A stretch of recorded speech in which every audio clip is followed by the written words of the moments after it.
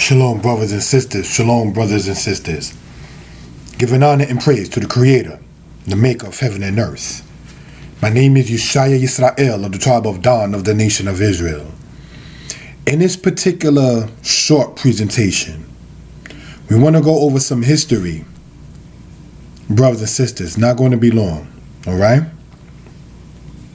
What is the best way or direction to explain the black men and women are the true Israelites? Giving honor and praise first to the Creator of heaven and earth. The question that was asked can be taken from a historical and archaeological stance. For this, we will look at it through archaeology, then historically. According to the Bible, the Israelites descend from the Chaldean people. The Chaldean people are mentioned in sources outside of the Bible, from Pliny, the historian, to Herodotus, to Higgins. We see evidence of the Chaldeans as a people. The geography of them, that is to say the Chaldeans, is in modern-day Iraq. The Bible, in Ezekiel the 23rd chapter, speaks to the Chaldeans as the ancestors of the Israelites. According to Higgins in his book Anacalypsis, he stated the Chaldeans were originally Negroes. The paternal side of the Israelites is that of the Chaldeans. The maternal side of the Israelites is that of the Arameans. The historian Josephus stated that the people of Aram, the Aramean people, were called Syrians by the Greeks. The Egyptians called the people of Aram Khor, Khor. These people were what today will be called black. The Israelites descend from people who were, in modern times, will be called black. There is, for those interested, biblical reason to say the Israelites were black. One of the miracles in the Bible, in Exodus chapter 4, it says that Moses' hand was put in his bosom, and when he took it out, it was white. Then his hand turned back to its other flesh. The biblical patriarch Joseph was a viceroy in Egypt and was able to blend in with the native Egyptian people. This shows to be the case because years after he was in Egypt, his brothers did not know it was him. We want to also note that the historian Tacitus stated that it was a popular belief that the Jews, a term the Israelites were called by others, were from a people of Ethiopia. We want to mention that Ethiopia is a term that is from the Greek words meaning burnt face. The information we have stated, we hope suffices on the evidence of the Israelites of old as being black. We want to point out not all black people on earth are Israelites. We now want to explain historically by using the Bible and other sources on what happened with these people, the Israelites. According to biblical law, the Israelites were to live a certain way to be blessed, for those blessings to continue as well. Well, according to the biblical prophet Jeremiah, we see the following. And it shall come to pass, when thou shalt show this people all these words, and they shall say unto thee, wherefore hath the Lord Yah pronounced all this great evil against us? Or what is our iniquity, or what is our sin that we have committed against Yah, our power, the Lord our God? Then thou shalt say unto them, because your fathers have forsaken me, saith Yah, and have walked after other gods, and have served them, and have worshipped them, and have forsaken me, and have not kept my law. And ye have done worse than your fathers. For behold, ye walk everyone after the imagination of his evil heart, that they may not hearken unto me. Therefore will I cast you out of this land, into a land that you know not, neither ye nor your fathers. And there you shall serve other gods day and night, where I will show you no favor. The temple which was built by Solomon was destroyed by the Babylonians during the era of the prophet Jeremiah. The Babylonians carried many of the people of the Israelites and brought them to Babylon. After Babylon as a kingdom ended, the Persians came up as an empire.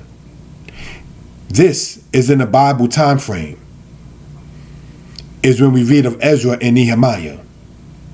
We want to point out that Israelites too in large numbers were in southern Egypt during this time. The scattering of the Israelites, referred to in history as the diaspora, was prophesied in places such as Deuteronomy chapter 28 verse 64 and spoken of in Zechariah chapter 7 verse 13 to 14. After Persia fell to Greece as an empire, the Greeks came up as a power. The historian Josephus stated that many of the Israelites were shipped to Egypt by Ptolemy I, the successor of Alexander III, aka Alexander the Great. The Israelites during the time of the battles of the Ptolemies and the Seleucids were under the tyranny of the Greeks. The Romans, later seeing the disunity of the Greeks, took advantage of it and conquered the Greeks in 168 BCE and then again in 146 BCE. The Israelites currently were under the Roman hegemony. The diaspora continued under the Romans, and certain Roman leaders such as Vespasian and Titus were responsible for demolishing the memory of the Israelites from their land. According to the historian John Ogleby, in the 17th century AD, we see the following in part. In the book Hebrewisms of West Africa, we see this. John Ogleby, in his book, that is to say, Master of His Majesty's Revels in the Kingdom of Ireland, published in 1679, a volume on Africa, wherein he speaks of the coast of Guinea as follows. Many Jews are also scattered over this region. Some natives, boasting themselves of Abraham's seed, inhabited both sides of the river Niger. Others are Asian strangers who fled there either from the desolation of Jerusalem by Vespasian or from Judea, wasted and depopulated.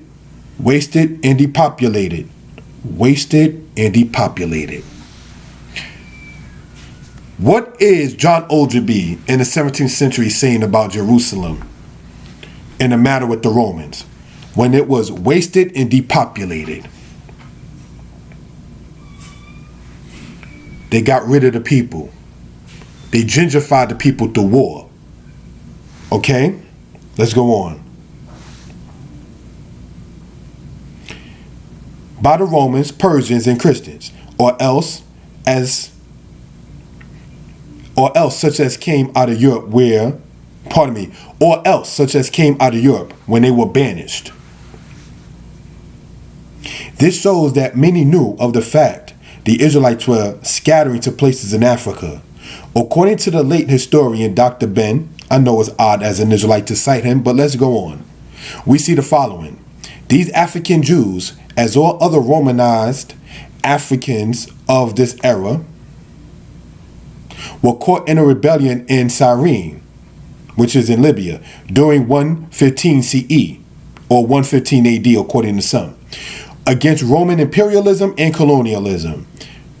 This rebellion also marked the beginning of a mass Jewish migration southward into Sudan, along the way to Air, and into the countries of Fouta Djallon and Senegambia, which lie below the parabolic curve of the Niger River's most northern reaches, where the city of Timbuktu, Mali, presently stands.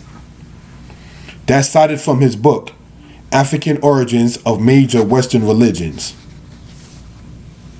Brothers and sisters, it's said about, according to Dr. Ben, these African Jews. In his book, did he know that the children of Israel scattered out of their land and went into Liberia? As one of my teachers, Kohen Mikael, pointed out in his book, Israelites and Jews, a significant difference. The historian Strabo of Greece spoke about the scattering of the people of the Israelites. It was in sincere respect and love that this presentation was done on this video. We hope you have a blessed and enjoyable day. Any questions? You can check the description for the contact information. Shalom.